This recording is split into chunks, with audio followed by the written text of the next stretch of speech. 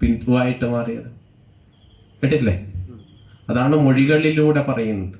സ്ഥൂലസൂക്ഷ്മ സ്വരൂപിണിയായിരിക്കുന്ന ജഗദംബിക സത്വരജതമോ ഗുണങ്ങളായിട്ട് വിഘടിച്ചു. 1 3 33 3333 ഇത് ഇങ്ങനെയാണ്. ചണ്ഡമുണ്ടല നിഗ്രഹം ചെയ്തു ചണ്ഡികയായി, ശുംഭനിശുംഭവധം ചെയ്തു ശുംഭാന്തകിയായി, മഹിഷാസുര നിഗ്രഹം ചെയ്തു മഹിഷാന്തകിയായി, രക്തബീജ നിഗ്രഹം ചെയ്തു രക്താംഗിയായി. ഇങ്ങനെ അനേകം വേഷങ്ങൾ അവതരിച്ചു. മനസ്സിലായി? ഇതൊക്കെ വാഴികളിലൂടെ വരുമ്പോൾ നമുക്കറിയണോ, നമ്മൾ ദേവി മഹാത്മ്യത്തിൽ വായിക്കുന്ന ഇത് തന്നെയാണത്. മനസ്സിലായി? ഇപ്പൊ തോറ്റങ്ങളിൽ വരുന്ന സമയത്ത് ദേവി മഹാത്മ്യവും ഭാഗവതവും മറ്റേ ഇത് വിംശതിയൊക്കെയാണ് ചൊല്ലുക. അല്ലേ? ഒരു തോറ്റ സമയത്ത് എൻ്റെ നാട്ടിൽ കഴിഞ്ഞ ദിവസം പണി വന്ന് വസൂരിമാലയുടെ തോറ്റത്തിന് നിന്നിട്ട് അദ്ദേഹം ചൊല്ലുന്നത് മായാ കുണ്ടലിനി ക്രിയാ പറഞ്ഞിട്ടാണ്. എന്താ അത്? വിംശതിയിലെ 18ാമത്തെ ശ്ലോകം. മായാ കുണ്ഡലിനി ക്രിയാ മധുമതി കാളി കലാമാലിനി മതംഗി വിജയാ ജയാ ഭഗവതി ദേവി ശിവാ ശംഭവി ശക്തിശങ്കരവല്ലഭാതൃണയനാം വാഗ്വാദിനി ഭൈരവി എന്ന് പറഞ്ഞിട്ടുന്ന ശ്ലോകമാണ്.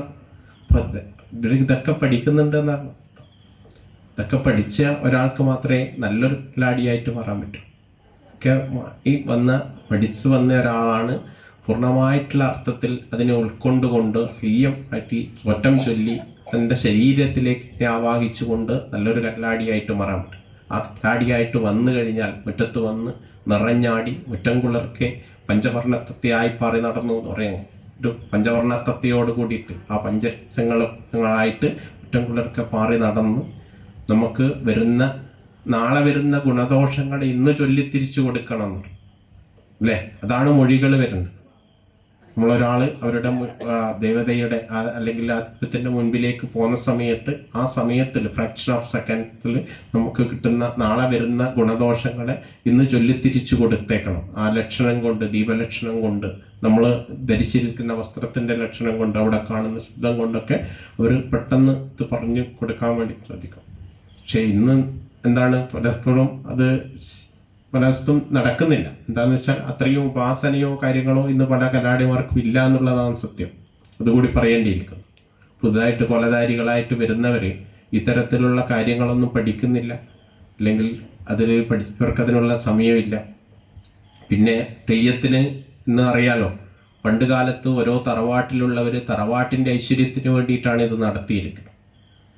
ഇതെങ്ങനെയാണ് ഓരോ തറവാട്ടിലും എത്തുന്നതെന്ന് പറഞ്ഞാൽ, ഓരോ തറവാട്ടിലും പണ്ട് ഉപാസകന്മാരായിട്ടുള്ള ആളുകളുണ്ടാവും. മനസ്സിലായി? ഉപാസകന്മാരെന്ന് പറയുമ്പോൾ അവരുടെ കുലത്തിനനുസരിച്ച് ഉള്ള ഒരു ഉപാസനാ പദ്ധതി അവർക്കുണ്ടാവും. എന്തായാലും ദേവി ഉപാസന ഉണ്ടാവും. അതുകൂടാതെ തന്നെ മന്ത്രമൂർത്തികളെ ഉപാസിക്കും, ഭൈരവാദി പഞ്ചമൂർത്തികളെ, അങ്ങനെയുള്ള മൂർത്തികളെ മറ്റ് ഇതൊക്കെ ഉപാസിച്ചു കഴിഞ്ഞാൽ ഇതുകൊണ്ടാണ് നിങ്ങൾക്കറിയാൻ പറ്റും പല കുടുംബങ്ങളിലും തറവാടുകളിലും ഞാൻ ഈ പറഞ്ഞ ഭൈരവാദി പഞ്ചമൂർത്തികളിൽപ്പെട്ട ഏതെങ്കിലും മന്ത്രമൂർത്തികളെ ഉണ്ടാവും. ആ കുടുംബത്തിൽ അധികം കുട്ടിച്ചാത്തനായിരിക്കും, അല്ലെങ്കിൽ ഭൈരവനായിരിക്കും, അല്ലെങ്കിൽ ഗുളികൻ എന്തായാലും ഉണ്ടാവും. മനസ്സിലായില്ലേ? ദേവി ഉണ്ടെങ്കിൽ ഗുളികൻ ഉണ്ടാവും. ദേവി DGP ആണെങ്കിൽ മൂപ്പർ കോൺസ്റ്റബിൾ ആണ്. സെവൻസ് എല്ലാം കൊടുക്കേണ്ടിക്ക് മൂപ്പർ വേണം. മനസ്സിലായ? ദേവി അവിടെ കാലമക്കാലം കയറ്റിയിട്ട് ഇരിക്കുകയുള്ളൂ. എങ്ങനെയാണ് ദേവി ആ പഞ്ചകൃത്യങ്ങളെ ഇതാക്കിയിട്ട് സൃഷ്ടിസ്ഥിതി സംഹാരം തിരോധാനം അനുഗ്രഹം എന്ന് പറഞ്ഞ തിരോഭാവം അനുഗ്രഹം എന്ന് പറഞ്ഞ 5 കൃത്യങ്ങളും ആക്കിയിട്ട് അതിൻ്റെ മുകളിൽ സദാശിവന്റെ മുകളിൽ കാലും കയറ്റി വെച്ചിരിക്കുകയ്യ ദേവി. ദേവി വലിയ പണിയൊന്നും എടുക്കില്ല. നമ്മൾ വിചാരിക്കുന്ന പോലെ നമ്മൾ ദേവിയോട് പറഞ്ഞാൽ ദേവി പണിയൊന്നും എടുക്കില്ല. ദേവി DGP ആണ്, പോലീസിന്റെ. സെവൻസ് കൊണ്ട കൊടുക്കലുള്ള മൂപ്പറാണ്. അതുകൊണ്ടാണ് പെട്ടെന്ന് പണി മൂപ്പർക്കും കൂടി കൊടുക്കും. അതാണ് പല പൂജകളിലൊക്കെ എന്ത് പറയുമ്പോൾ ഗുളികന് കൊടുക്കാൻ പ്രത്യേകം പറയും. അപ്പോൾ അതാണ് ഗുളികൻ്റെ ആയിട്ട്. അതുകൊണ്ട് പല തറവാടുകളിലും എടുത്തു നോക്കിയാൽ നമുക്ക് കാണാം വീട്ടിൻ്റെ തെക്ക് ഭാഗത്ത് ഗുളികന് പ്രത്യേകം സ്ഥാനമുണ്ട്. അപ്പോൾ ഇതാണ് തെയ്യവുമായിട്ട് ബന്ധപ്പെട്ട് നമുക്ക് പ്രധാനപ്പെട്ട കാര്യങ്ങൾ പറയാനുള്ളത്. പക്ഷേ തെയ്യത്തിൻ്റെ അടുത്ത് പോകുന്ന സമയത്ത് നമുക്കറിയാം ഓരോ സമുദായത്തിൽപ്പെട്ടവരെയും അവരോരോ പേരുകളിൽ കൂടിയാണ് വിളിക്കുക. അപ്പം അത് എന്താണ്, അവരവരുടെ അതാത് കുലത്തൊഴിലുമായിട്ട് ബന്ധപ്പെട്ട് അല്ലെങ്കിൽ ആ നാട്ടിലുള്ള ഇതുമായിട്ട് ബന്ധപ്പെട്ടിട്ടാണ് പറയുക. ഇന്നതിന് വലിയ പ്രസക്തി ഇല്ലെങ്കിൽ പക്ഷെങ്കിൽ അതാണ് ഇത്. ഇപ്പോൾ ഞാൻ നേരത്തെ സൂചിപ്പിച്ചതുപോലെ ഒരു ബ്രാഹ്മണനെ കണ്ടു കഴിഞ്ഞാൽ അവർ തന്ത്രോട്ടം വാഴ്ച അല്ലെങ്കിൽ എന്താ പറയുക പെരിഞ്ചല്ലൂർ ഗ്രാമമേ എന്നാണ് വിളിക്കുക. നമ്പൂതിരിമാരോട് തന്ത്രോട്ടം വാഴ്ച അല്ലെ പെരിഞ്ചല്ലൂർ ഗ്രാമം എന്ന് പറഞ്ഞാൽ പ്രധാനപ്പെട്ട ഗ്രാമമാണ്. അവർ മറ്റു ഗ്രാമത്തിലാണെങ്കിലും ഈ പെരിഞ്ചല്ലൂർ ഗ്രാമത്തിലാണ് എന്നാണ് വിശ്വാസത്തിലാണ് വിളിക്കുന്നത്. അതുപോലെ തന്നെ രാജാക്കന്മാരെയാണെങ്കിൽ നാടുവാഴുന്ന നാട്ടുസ്വാമി എന്ന് വിളിക്കും. നാടുവാഴുന്ന നാട്ടുസ്വാമി.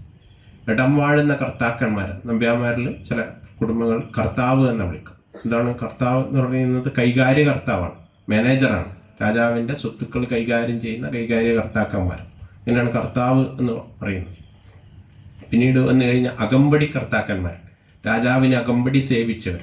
ചില കുടുംബങ്ങളെ അകമ്പടി കർത്താവ് എന്ന് വിളിക്കും. അങ്ങനെയാണ്. തീയ സമുദായക്കാരെയാണ് എന്താ വിളിക്കുക? ഇടുന്നു എന്താ എന്താ അറിയില്ല. എട്ടില്ലം കരുവനമാരെ എന്നുണ്ട്. കരുവനമാരെ എന്ന് കേട്ടില്ല. എട്ടില്ലം കരുവനമാരെ എന്ന് വിളിക്കുക. മനസ്സിലായി? അത് വാണിയ സമുദായത്തിനെയാണ് 9 ഇല്ലം എന്ന് പറയും. ഇതൊക്കെ നമ്മൾ നമ്പൂതിരിമാർക്ക് മാത്രമല്ല ഇല്ലങ്ങൾ കേട്ടോ. 8 ഇല്ലം 5 ഇല്ലം 10 ഇല്ലം അങ്ങനെ ഉണ്ട്. അപ്പോൾ തീയ സമുദായക്കാരെ 8 ഇല്ലം കരുവനമാരെ എന്ന് വിളിക്കും. 8 ഇല്ലങ്ങളാണ്. ഏതൊക്കെയാണ് 8 ഇല്ലം? അറിയില്ല. നെല്ലിക്ക, വരക്ക, വല, വരവാഴ, കിങ്കാവ് ഇവിടെ കേട്ടിട്ടില്ല. നെല്ലിക്കാത്തീയനെ പറ്റി കേട്ടിട്ടില്ല. മാടായിക്കാവിൽ പെരുങ്കലശം വെക്കുന്നത് നെല്ലിക്കാത്തിയാണ്. ഏറ്റവും പ്രധാനപ്പെട്ട സ്ഥലമാണ്. അപ്പോൾ ഇപ്പോൾ പറയുമ്പോൾ ഒക്കെ തെയ്യത്തെ പറ്റി പറയുമ്പോൾ കലശത്തെക്കുറിച്ച് പറയാണ്ടിരിക്കാൻ പറ്റൂല. കലശം കണ്ടിട്ടില്ലേ? കേട്ടിട്ടില്ലേ? കലശം എന്ന് പറഞ്ഞാൽ എന്താ? വലിയൊരു പാത്രത്തിൽ കള്ള് നിറച്ചിട്ടുള്ള സാധനം, അതിനാണ് കലശം എന്ന് പറയും. കലശം എന്ന് പറയുന്നത് ഇതാണ്. അപ്പോൾ ഇത് വെച്ച് കലശമുണ്ട്, എടുത്ത് കലശമുണ്ട്. വെച്ചിട്ടുള്ള നിലത്ത് വെക്കുന്ന കലശം, അതായത് തെയ്യം ഭഗവതി ആവണമെങ്കിൽ ഈ മുതിർച്ചയിൽ കലശക്കാരൻ എന്ന് പറയും. ആ കലശം കൊണ്ടുവെക്കുന്ന അവരെ കലശക്കാരൻ തീയ സമുദായത്തിൽപ്പെട്ട ആളായിരിക്കും. അവരാണ് ഇത് കൊണ്ടുവെക്കാൻ യോഗ്യനായിട്ടുള്ളതാണ്. അപ്പോൾ അവർ വെച്ച കലശം വെച്ച് കഴിഞ്ഞാൽ മാത്രമേ ഈ ദേവതയെ വിളിച്ചാൽ വരുള്ളൂ.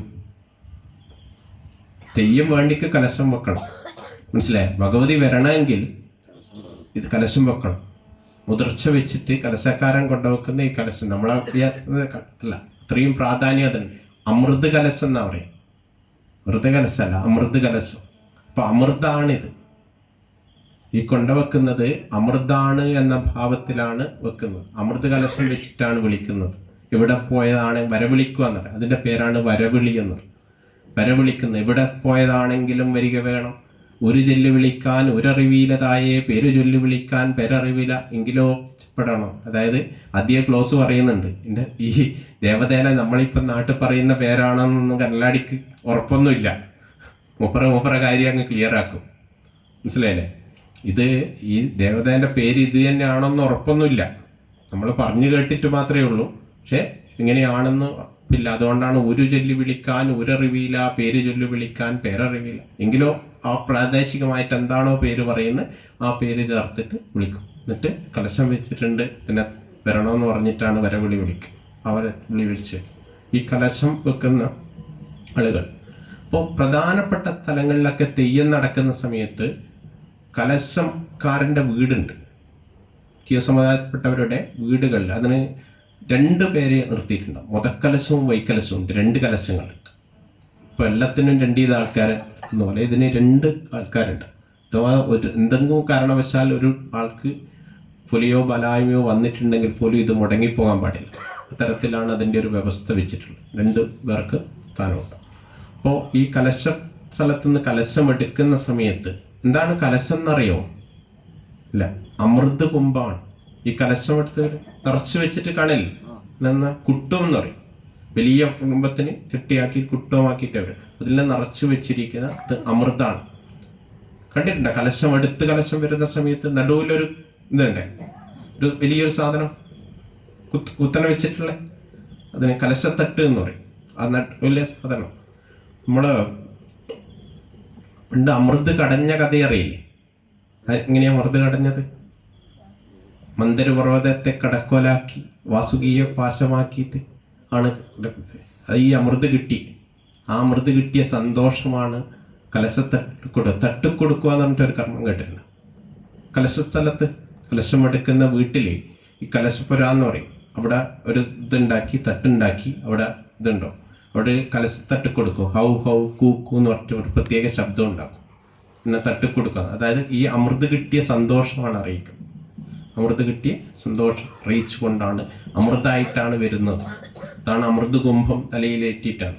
ആ തലയിൽ വെക്കുന്നത് വാസുകിയെ പാശമാക്കിയിട്ട് മന്ദരപർവ്വതത്തെ കടക്കോലാക്കിയിട്ട് എടുത്ത് വെച്ച അതാണ് ദേവിക്ക് കൊണ്ടുകൊടുക്കുക. അതാണ് ഈ കലശം എടുത്തു വെച്ചിട്ട് കിട്ടുന്നത്. പക്ഷെ ഇന്ന് അതിൻ്റെ പ്രസക്തിയൊന്നും അറിയാതെ ഓരോ നാട്ടിലുള്ള രാഷ്ട്രീയക്കാർ അവരുടെ നാട്ടിന് അവരുടെ സൗകര്യത്തിനനുസരിച്ചുള്ള കുറേ കളറും ഒക്കെ വാങ്ങി തുള്ളി വരും, അതിൻ്റെ കുട്ടിയിൽ അടിയ വെക്കും. അതൊക്കെ പല സ്ഥലത്ത് നടക്കും. പക്ഷെ ഇതാണ് അതിൻ്റെ യഥാർത്ഥത്വം എന്ന് പറയും.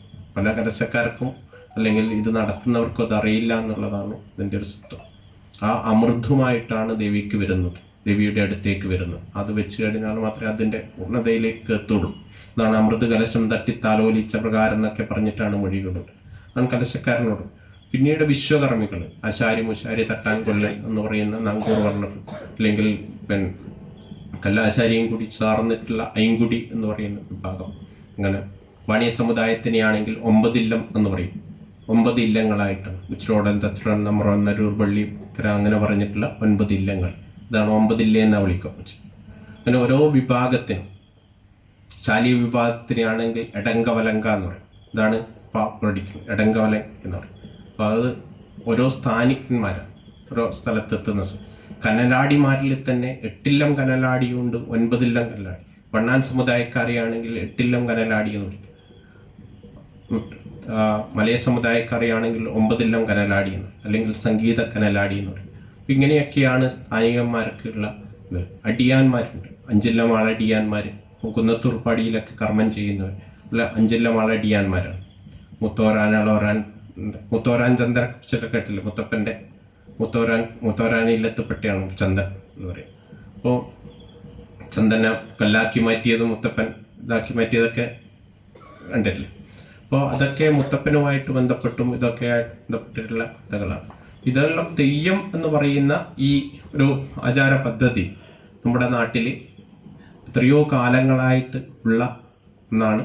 അപ്പോൾ അത് നമ്മുടെ നിത്യജീവിതത്തിൻ്റെ ഭാഗമായിട്ട് നമുക്കെല്ലാം അനുഭവിച്ചറിയാൻ പറ്റുന്നതാണ്. പക്ഷേ ഈ തെയ്യമായിട്ട് വരുന്നതിന് മുമ്പേ ഞാൻ നേരത്തെ സൂചിപ്പിച്ചതുപോലെ നമ്മുടെ എല്ലാ വീടുകളിൽ ഈ ഒരു ആരാധനാ പദ്ധതി വരുന്നതിന് മുമ്പ് പല തറവാടുകളിലും ഉണ്ടായിരുന്ന ഒന്നാണ് ശാക്തേ ആചരണം. ഞാൻ കഴിഞ്ഞ വർഷം പറയുന്ന സമയത്ത് ശക്തി ആരാധനയെ കുറിച്ച് പറയുന്ന സമയത്ത് സൂചിപ്പിച്ചു. പുതുതായിട്ടുള്ള ആളുകൾ ഉള്ളത് കൊണ്ടാണ് ഒന്നുകൂടി പറയുന്നത്. ശാക്തേ ആചരണം കേട്ടിട്ടുണ്ടോ? ശക്തി ആരാധനയെ കുറിച്ച് കേട്ടിട്ടുണ്ട്? മാടായിക്കാവിനെ കുറിച്ച് അറിയാത്തവരാരും ഇല്ലല്ലോ അല്ലേ? കൊലത്തിരി മഹാരാജാവിനെ കുറിച്ച് പറയുമ്പോൾ, കൊലസ്വരൂപത്തെ കുറിച്ച് പറയുമ്പോൾ മാടായിക്കാവിനെ കുറിച്ച് അല്ലല്ല. എന്താ മാടായിക്കാവിന്റെ പ്രത്യേകത? എന്താ മാടായിക്കാവിന്റെ പ്രത്യേകത? ശക്തി ആരാധന. ശക്തി ആരാധന അറിയോ? പഞ്ചമകാരങ്ങളോട് കൂടിയുള്ള പൂജകൾ നടക്കുന്ന ക്ഷേത്രം. മദ്യം, മാംസം, മത്സ്യം, മുദ്ര, മൈഥുനം, ഇതാണ് പഞ്ചമകാരങ്ങളോടുകൂടി. കാശ്മീരി ശൈവ സമ്പ്രദായത്തിലുള്ള പൂജകൾ നടക്കുന്ന കേരളത്തിലെ ക്ഷേത്രങ്ങൾ. ഇതിൻ്റെ ഒരു രുരുചിത് വിധാനം എന്ന് പറയുന്ന പ്രത്യേക വിധാനത്തിലുള്ള ഒരു പൂജയാണ്. മനസ്സിലായി? സാധാരണ ക്ഷേത്രങ്ങളിൽ ചെയ്യുന്ന, ഞാൻ നേരത്തെ പറഞ്ഞ 64 ഗ്രാമത്തിൽപ്പെട്ട നമ്പൂതിരിമാരല്ല ഇവിടെ പൂജകൾ ചെയ്യുക. കാശ്മീരി ശൈവ സമ്പ്രദായം ചെയ്യുന്ന കാശ്മീരി ഭട്ടാരകന്മാർ എന്ന് പറയും. നമ്മളെ നാട്ടിൽ പിടാരന്മാർ എന്ന് പറയും. പിടാരന്മാർ എന്നൊക്കെ നമ്മൾ നാടൻ ഭാഷയിൽ പറയും. അവരാണ് അവിടെ പൂജ ചെയ്യുക. നീലേശ്വരം മന്നംപുറത്ത് കാവ് മുതൽ പന്നയനാർ വരെയുള്ള 13 ശാക്തേയ കാവുകളാണ് കേരളത്തിൽ പ്രധാനമായിട്ടുള്ളതായിട്ടുള്ളത്. ഇതിൻ്റെ ഏറ്റവും പ്രധാനപ്പെട്ട ഒന്നാണ് മടായിക്കാവ്. മടായിക്കാവ് കളരിവാതുക്കൽ, നമ്മൾ അങ്ങുന്നെടുത്താൽ മന്നംപുറത്ത് കാവ്, മടായിക്കാവ്, കളരിവാതുക്കൽ, മാമാനം, കേട്ടില്ലേ? ഇരിക്കൂറിനടുത്തുള്ള മാമാനം, അതുപോലെ തന്നെ കുത്തുപറമ്പ് തിരുവഞ്ചേരിക്കാവ്, കൊല്ലം പിഷാരടിക്കാവ്, കണിയാമ്പള്ളിക്കാവ്, വളയനാട് കാവ്, തിരുമാന്താംകുന്ന്, കൊടുങ്ങല്ലൂര്, മുത്തൂറ്റുകാവ്, പനയനാർക്കാവ്, ഇങ്ങനെയുള്ള 13 ശാക്തേയക്കാവുകളാണ് കേരളത്തിലുള്ളത്. ഇതിൻ്റെ ഒരു പ്രത്യേകത എന്ന് വെച്ചാൽ ഓരോ നാട്ടുരാജ്യത്തിൻ്റെയും ശക്തിക്ക് വേണ്ടിയിട്ട് അവിടുത്തെ നാട്ടുരാജാക്കന്മാർ ഉണ്ടാക്കി വെച്ചിട്ടുള്ളതാണ് ഇത്. നമ്മളെ അടുത്തുള്ള കളരിവാതുക്കൽ അത് എന്താണ്, ഒരു നാട്ടുരാജ്യത്ത് തന്നെ ഞാൻ നേരത്തെ പറഞ്ഞ പോലെ വടക്കുംകുറ്റി സ്വരൂപത്തിലുമുണ്ട്, തെക്കുംകുറ്റി സ്വരൂപത്തിലുണ്ട്. ചുഴലി സ്വരൂപത്തിൻ്റെ വരുന്ന സമയത്ത് പണ്ട് കൊലത്തിരി രാജാവിൻ്റെ അധീനത്തിൽ തന്നെയാണ് പറയുന്നത്. ഇന്ന് ഇപ്പോൾ കോട്ടയം ഇത് മലബാർ ദേവസ്വം ബോർഡിൽ ലേറ്റസ്റ്റിൻ്റെയിലാണ് ഇതുള്ളത്, മാമാനം. അതുകൂടാതെ ശ്രീകണ്ഠാപുരത്തിനടുത്ത് അമ്മക്കോട്ടം എന്ന് പറയുന്ന ഒരു പ്രദേശം, ഒരു കാവുണ്ട്, അമ്മക്കോട്ടം. അവിടെയും ഈ പ്രാരന്മാർ തന്നെയാണ്. പക്ഷെ അതിൻ്റെ വിധാനത്തിൽ വ്യത്യാസമുണ്ട്. അത് ഞാൻ നേരത്തെ പറഞ്ഞ പോലെ രുചി വിധാനം എന്ന് പറയുന്ന വിധാനത്തിലല്ല അത് ഉള്ളത്.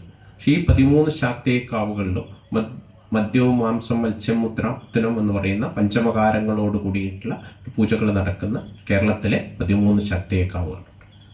ഇത് ഞാൻ ഒരു നാട്ടുരാജ്യത്തിൻ്റെ രക്ഷയ്ക്ക് വേണ്ടിയിട്ടാണ് ശാന്തി, വശ്യം, മോഹനം, സ്തംഭനം, മരണം, ഉച്ചാടനം എന്ന് പറഞ്ഞ ഷഡ്കർമ്മങ്ങൾക്ക് പ്രതിവിധികളൊക്കെ ഈ കാവുകളിൽ കൂടിയാണ് ചെയ്യുക.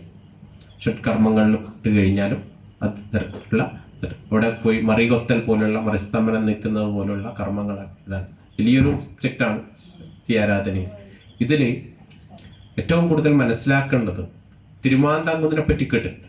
തിരുമാന്താംകുന്ന്, വള്ളുവക്കോനാതിരിയുടെ തിരുമാന്താംകുന്ന്. കുഞ്ഞലനാതിരിക്ക് വള്ളുവക്കോനാതിരിയെ തോൽപ്പിക്കാൻ വേണ്ടി സാധിച്ചിട്ടില്ല, എത്രയോ കാലം യുദ്ധം ചെയ്തതിന് ശേഷം. അപ്പോൾ ഒരു വൃദ്ധൻ്റെ വേഷത്തിൽ അവിടെ പോയി തിരുമാന്താംകുന്നിൽ അമ്മയെ ഭജിച്ചു, അവിടെ ഭജനമിരുന്ന് എത്രയോ കാലം ഭജനമിരുന്നതിന് ശേഷം ദേവി പ്രത്യക്ഷയായിട്ട് വളയൂരി വലിച്ചെറിഞ്ഞു കൊടുത്തു. ആ വള പോയി ഒരാഴ്ച നിന്ന് കറങ്ങി. ആ സ്ഥലമാണ് ആഴ്ചവട്ടം എന്ന് പറയും. ആ വള എന്ന സ്ഥലത്താണ് ദേവിയെ പ്രതിഷ്ഠ. അതാണ് വളയനാട്, തിരുവളയനാട് കാവ് എന്ന് പറയും. ആ വളയനാട് കാവ് വന്നതിന് ശേഷമാണ് സാമൂതിരി പാലക്കാട് വരെയുള്ള സ്ഥലങ്ങളൊക്കെ വെട്ടിപ്പിടിച്ചെടുത്തത്. അതുകൊണ്ട് തന്നെ സാമൂതിരിയുടെ സ്ഥലങ്ങളിൽ മുഴുവനും അദ്ദേഹത്തിൻ്റെ നായർ പടയാളികളോട് പറഞ്ഞത്, നിങ്ങളുടെ വീട്ടിൽ ഭുവനേശ്വരി പൂജ, നമ്മളുടെ നാട്ടിൽ ശാക്തേയ പൂജ എന്ന് പറയുന്നത് ആ പ്രദേശത്ത് ഭുവനേശ്വരി പൂജ എന്ന് പറയും. സംഭവം ഒന്ന് തന്നെ. ഇത് വീട്ടിനകത്ത് കൊട്ടിലയിൽ ഒരു മരപ്പീഠത്തിലേക്ക് ദേവിയെ ആവാഹിച്ചിരുത്തി അതിന് ഈ പറയുന്ന വിധാനത്തിലുള്ള പൂജകളൊക്കെ ചെയ്യും. പണ്ട് കാലത്ത് അതത് കുടുംബത്തിൽ പെട്ടവർ തന്നെയാണ് അത് ചെയ്തുകൊണ്ടിരുന്നത്. പിന്നീട് മറ്റുള്ള കർമ്മികളെയൊക്കെ ഏൽപ്പിച്ചു. പിന്നീട് ഇടക്കാലത്ത് അതൊക്കെ ഇല്ലാണ്ടായി. ഇന്ന് പല കുടുംബങ്ങളും നിന്നും അത് തീർച്ചും ഇല്ലാണ്ടായി എന്ന് പറഞ്ഞാൽ ഇതിനെക്കുറിച്ച് അറിവില്ലാത്ത പല ജ്യോതിഷ്യന്മാരും അവരൊക്കെ അവരുടെ ഉപദേശപ്രകാരം ചിലർ ആവാഹിച്ച് മടായിക്കാവിൽ കൊണ്ടാക്കി, ചിലർ മാമാനത്ത് കൊണ്ടാക്കി, ഈ പാനൂർ പ്രദേശങ്ങളിലൊക്കെ ആണെങ്കിൽ ആവാഹിച്ചുകൊണ്ട് കളിയാമ്പള്ളിയിൽ കൊണ്ടാക്കി. ഇങ്ങനെ അതിൻ്റെ ദുരിത ഫലങ്ങൾ പലരും അനുഭവിച്ചുകൊണ്ട് ഞാൻ ഈ മേഖലയായിട്ട് ബന്ധപ്പെട്ട് നമ്മുടെ ശക്തി ആരാധന എന്ന് പറഞ്ഞ വിഷയത്തെക്കുറിച്ച് പരാമർശിക്കുന്ന സമയത്ത് പലരും മനസ്സിലാക്കുന്നത് പല കുടുംബങ്ങളിലും ഉള്ളത് ഇവർ ആവാഹിച്ച് ഇതിനെക്കുറിച്ച് ഈ വിധാനത്തെക്കുറിച്ചോ ഇതിനെക്കുറിച്ചോ അറിയാത്ത ജ്യോതിഷ്യന്മാരുടെയും മറ്റു ഉപദേശപ്രകാരം ഇതിനെ മറ്റൊരു തലത്തിലേക്ക് കൊണ്ടുപോവുകയും ചെയ്ത് അതിൻ്റെ ദുരിതങ്ങൾ ഇന്ന് പല കുടുംബങ്ങളും അനുഭവിച്ചുകൊണ്ടിരിക്കും. അതാണ് പല സ്ഥലത്തും നമ്മൾ ഇത്രയും തെയ്യങ്ങൾ കെട്ടിയാടിയിട്ടും ഇന്ന് പണ്ടില്ലാത്ത വിധത്തിൽ ഏറ്റവും മുടങ്ങിപ്പോയ കാവുകൾ മുഴുവനും പുനരുദ്ധരിച്ചു വന്നു. എല്ലാം കെട്ടി ഇനിയൊരു സ്ഥലങ്ങളിൽ കാവ് പുതുതായിട്ട് ഉണ്ടാക്കണമെന്നുണ്ടെങ്കിൽ ഇനി പുതുതായിട്ട് ഉണ്ടാക്കുന്നതേ ഉണ്ടാവും. പണ്ട് കാലത്ത് ഒരു വിളക്ക് വെച്ച കല്ല് എവിടെയെങ്കിലും ഉണ്ടെങ്കിൽ അവിടെയൊക്കെ പുനരുദ്ധരിച്ചു വന്നു. അവിടെയൊക്കെ തെയ്യങ്ങൾ കെട്ടിയാടാൻ തുടങ്ങി, തെയ്യം കെട്ടിയാടുന്ന സ്ഥലത്ത്. അപ്പോൾ ഇത്രയും കെട്ടിയിട്ടും ആ കുടുംബത്തിന് പൂർണ്ണമായ രീതിയിൽ ഐശ്വര്യം കിട്ടുന്നില്ല, അതിൻ്റെ ശക്തി കിട്ടുന്നില്ല എന്നുണ്ടെങ്കിൽ എന്താണെന്ന് വെച്ചാൽ അകത്തില്ലെങ്കിൽ പുറത്തില്ല. അകത്തില്ലെങ്കിൽ പുറത്തില്ല. ഇപ്പം വീട്ടിനകത്ത് ഇരിക്കേണ്ട ആള് DGP അവിടെ ഇല്ല, പുറത്തുനിന്ന് കോൺസ്റ്റബിൾ വെറുതെ ഇങ്ങനെ അങ്ങോട്ടും ഇങ്ങോട്ടും നടക്കുക എന്നല്ലാണ്ട് അവർക്ക് ആക്ഷൻ എടുക്കാനുള്ള ഓർഡർ അവിടെ നിന്ന് കിട്ടുന്നില്ല. മനസ്സിലായേ? ആക്ഷനിൽ കൊടുക്കേണ്ട ആള് അവിടെ ഇല്ല എന്നുള്ളത്. അതാണ് പല സ്ഥലത്തെയും പറയുന്നത്. തെയ്യവും പണ്ട് കാലത്ത് തെയ്യം ഉണ്ടായിരുന്ന മുഴുവൻ തറവാടുകളിലും ഇത്തരത്തിൽ ശക്തി ആചരണം ഉണ്ടായിരുന്നു. അത് പലരും കൈവിട്ടു എന്നുള്ളതാണ്. അത് അറിവില്ലായ്മ കൊണ്ടാകാം, അതിന് പ്രത്യേകിച്ച് കാരണങ്ങൾ ഉണ്ടായിരുന്നു. ഒന്ന്, ഈ ഭൂപരിഷ്കരണ നിയമങ്ങളൊക്കെ വന്നതിന് ശേഷം തറവാടുകളൊക്കെ കൂട്ടുകുടുംബ വ്യവസ്ഥയിൽ നിന്ന് അണുകുടുംബത്തിലേക്ക് മാറി തറവാടുകളൊക്കെ പൊളിച്ചു ഭാഗം വെക്കുന്ന സമയത്ത് മരുമക്കത്തായത്തിൽ നിന്ന് മക്കത്തായത്തിലേക്ക് പോയി. ഇപ്പോൾ ഇതിനെ ആര് പൂജിക്കണം, ആര് ഏറ്റെടുക്കണം എന്നുള്ള പ്രശ്നങ്ങൾ വന്നു പല കുടുംബങ്ങളിലും. അപ്പോൾ അതൊക്കെ പല കുടുംബങ്ങളെയും അത് ബാധിച്ചിട്ടുണ്ട്. പക്ഷെ നമ്മൾ എന്താണെന്ന് അറിഞ്ഞ് ചെയ്യുക എന്നുള്ളത് മാത്രമേ ഉള്ളൂ. അല്ലാതെ പലപ്പോഴും ഞാനിപ്പോൾ ഈ മേഖലയിൽ ബന്ധപ്പെട്ടുള്ള തെയ്യക്കാരോടൊക്കെ സംസാരിക്കുന്ന സമയത്ത് അവർ പറഞ്ഞത് നമുക്ക് ഒരു പരിധിവരെ പറഞ്ഞു കൊടുക്കാൻ പറ്റും. ഇപ്പോൾ തെയ്യം കെട്ടിക്കഴിഞ്ഞാലും അത് തെയ്യത്തിലായി കഴിഞ്ഞാലും അല്ലാതെ ഇരിക്കുമ്പോൾ അവർ പറയുന്ന സമയത്ത് പൊതുസമൂഹം ഇത് ഏറ്റെടുക്കണമെന്നില്ല. മനസ്സിലായില്ലേ? അപ്പോൾ അതിൽ നമുക്കിന്ന് അറബ് ബലി എന്നൊക്കെ കേൾക്കുമ്പോൾ നമ്മൾ പലരും എന്താ പറയുക, ഒന്ന് നെറ്റിച്ചുളിക്കും. ഇത് എന്തോ ഒരു പ്രാകൃതമായിട്ടുള്ള ഒരു ആചരണമാണ് എന്നുള്ളത്. തെയ്യത്തിന് പറയുന്നത് അറത്ത് മുറിച്ചുള്ള കണിയാമ്പള്ളി, ആണ്ടോടാണ്ടുള്ള കള്ളും കളിയാട്ടമാണ്. മനസ്സിലായില്ലേ? അറത്ത് മുറിച്ചപ്പോൾ അറത്ത് മുറിക്കുന്ന തെയ്യത്തിന് ഇത് കോഴിയൊക്കെ അറക്കുക എന്നൊക്കെ പറയുമ്പോൾ ആൾക്കാർക്ക് അതൊക്കെ എന്ത്, നമുക്ക് ഗുരുവായൂരമ്പലത്തിൽ പോവുക, പാൽപ്പായസം കുടിക്കുക, അല്ലെ പാൽപ്പായസം കഴിപ്പിക്കുക, അതൊക്കെയാണ് ശരിയായ ഒരു ആചരണ പദ്ധതിയായിട്ട് നമുക്കുള്ളത്. അപ്പോൾ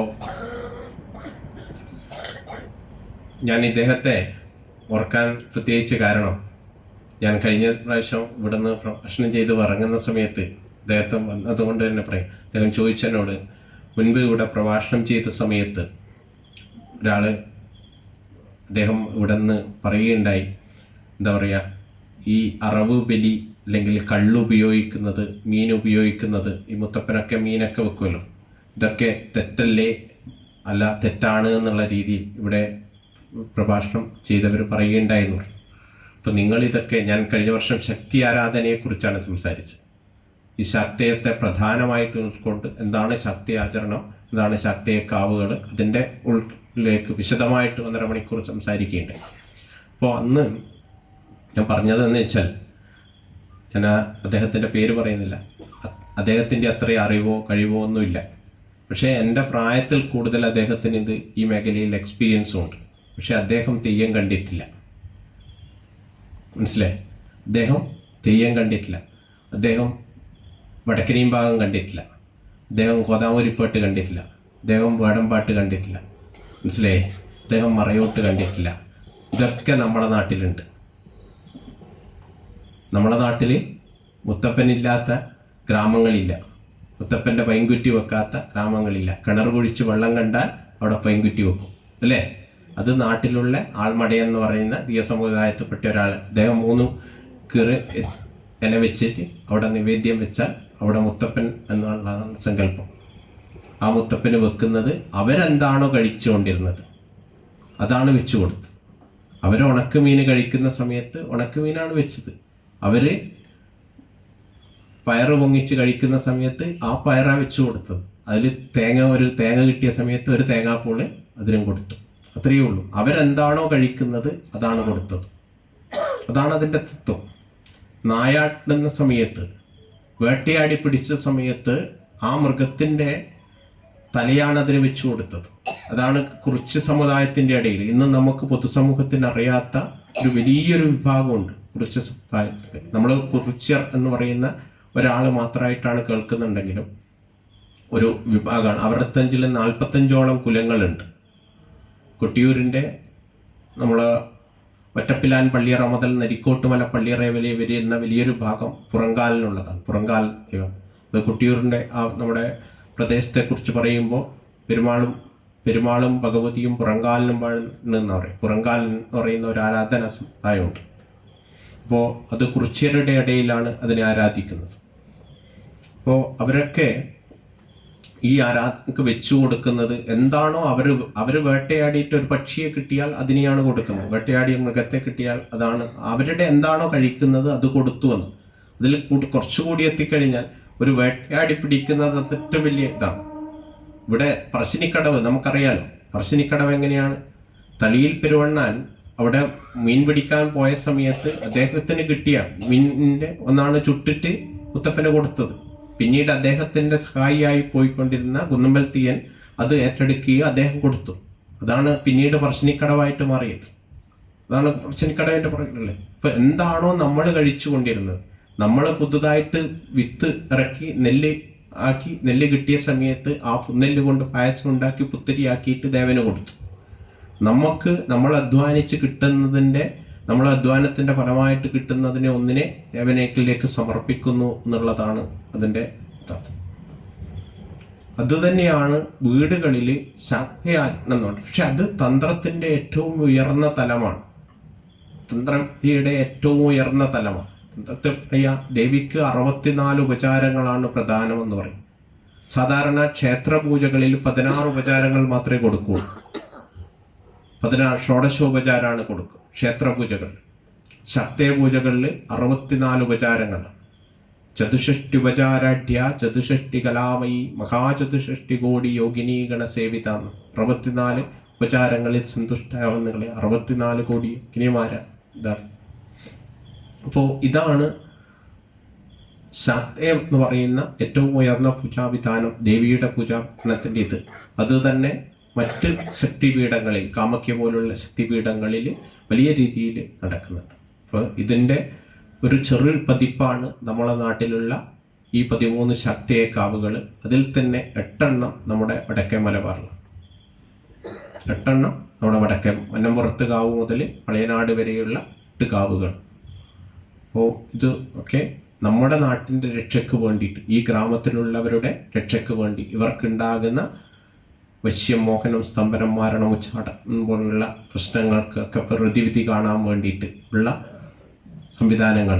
പണ്ട് രാജാക്കന്മാർ, ഇപ്പം നമ്മൾ എയിംസ് ഒക്കെ ഉണ്ടാക്കാൻ വേണ്ടി പറയുന്നില്ലേ, അതുപോലെ മെഡിക്കൽ കോളേജ് പോലെയുള്ള സംവിധാനങ്ങളാണ് ഉണ്ടാക്കി വെച്ചിട്ടുള്ളത്.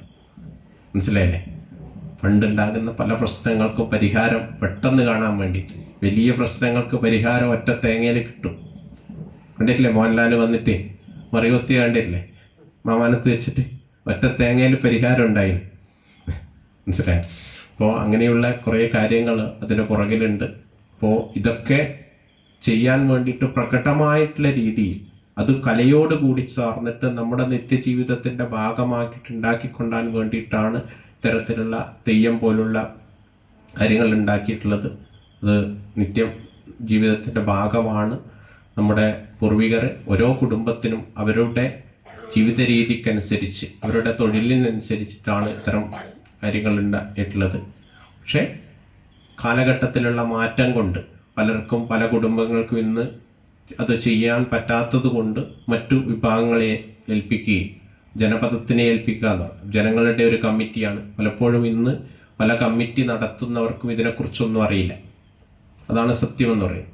അവർക്ക് നാട്ടിൽ ഒരു പണം പിരിക്കണം, ഒരു ഗാനമേള നടത്തണം എന്നല്ലാതെ, ഞാൻ പല ആൾക്കാരോട് ചോദിച്ച സമയത്ത് അവർ പറഞ്ഞത് എന്താണെന്ന്, പെരുവണ്ണാനോട് ചോദിച്ചു, പെരുവണ്ണാൻ ഇത്രയേ ഉള്ളൂ തോറ്റോന്ന് ചോദിച്ചു. നമ്മളെപ്പോൾ ഞാൻ പോയി കഴിഞ്ഞാൽ ഞാൻ ഈ തോറ്റം കേൾക്കാനാണ് നിൽക്കുക. സൈഡിൽ നിന്നിട്ടുണ്ടാവും. നമ്മളിങ്ങനെ എത്രയാണ് ഇപ്പോൾ തോറ്റം, ഒരാൾ ഇങ്ങനെ ചൊല്ലുന്ന, അപ്പോൾ തോറ്റം ചൊല്ലി ഭഗവതിയുടെ തോറ്റാണ് ചൊല്ലുന്നത്. നീട്ടിപ്പാടി കേട്ടിട്ടുണ്ട്, ദാരികൻ്റെ തോറ്റം. ദാരികനെ കാണാൻ വേണ്ടിയിട്ട് ദേവി പുറപ്പെടുന്നത്. തിരുവർക്കാട്ട് ഭഗവതിയുടെയൊക്കെ വലിയ വലിയ ഗദ്യവും ചെറിയ ഗദ്യമൊക്കെ ഉണ്ട്. അപ്പോൾ ഭദ്രകാളിയായിട്ടാണ് ദേവി കാണാനായിപ്പോട്ട്. എങ്ങനെയാണ് ദാരികൻ്റെ തോളിലേറിക്കൊണ്ട് ദാരികനെ കാണാനായി പുറപ്പെടുന്നതെന്ന് പറഞ്ഞു. ഇപ്പോൾ ദാരികൻ ഇരിക്കുന്നത് 7 മണിമാടത്തിൻ്റെ മുകളിലാണ് ദാരികൻ ഇരിക്കുന്നത്. അവിടെ പോയിട്ട് പടനിരത്തി കിഴക്കും തെക്കും പടനിരത്തി അതിൻ്റെ മുന്നിൽ സെൻട്രലായിട്ട് ദേവി അവിടെ ഇരുന്നു. വന്ന് ദാരികനെ വിളിക്കുകയാണ്, ദാരിക വീരാ പോരിന് വാങ്ങി പറഞ്ഞു. അപ്പോൾ ദാരികനെ എന്താണ് ആ ദേവി ഉണ്ടായത് തന്നെ പറയുന്നുണ്ട്. ഭദ്രകാളി സൂത്രം പറയുന്നത് പോലെയാണ്.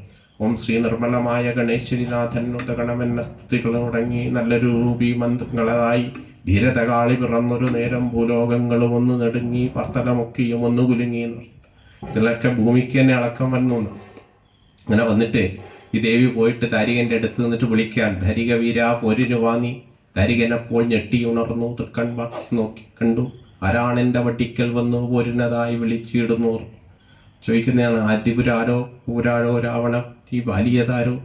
അപ്പോൾ ആദിപുരാരും പ്രപുരാരും വീരൻ ബാലിയുമല്ല, ശ്രീ നിർമ്മലമായ ഗണേശ്വരിനാഥൻ നിന്നെ കൊൽവാൻ എന്നെ തോറ്റിയെന്ന്. അപ്പോൾ പറഞ്ഞു, നീ പോ കളി, നീ എനിക്കൊന്നും ആവില്ല എന്ന് പറഞ്ഞു. അങ്ങനെയാണ് ദാരികനെ വിളിച്ച് ഇറക്കിയിട്ട് ദാരികനെ പടിയിൽ വെച്ചിട്ട് വധം ചെയ്യുന്നത്. ദാരികനെ വധിക്കാൻ വെച്ച ദേവിയാണ്.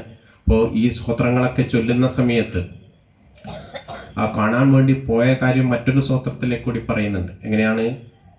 വേതാളത്തിൻ്റെ തോളിലേറി പോന്നത്. വേതാളത്തോട് പറഞ്ഞ് ദാരികനെ കിട്ടിക്കഴിഞ്ഞാൽ ചങ്കും കരളും നിനക്ക് തരാമെന്നാണ് പറഞ്ഞത്. ദാരികന്റെ ചങ്കും കരളും നിനക്ക് കൊടുക്കുക. വേതാളം ആകെ പട്ടിണി കിടന്നതാണ്.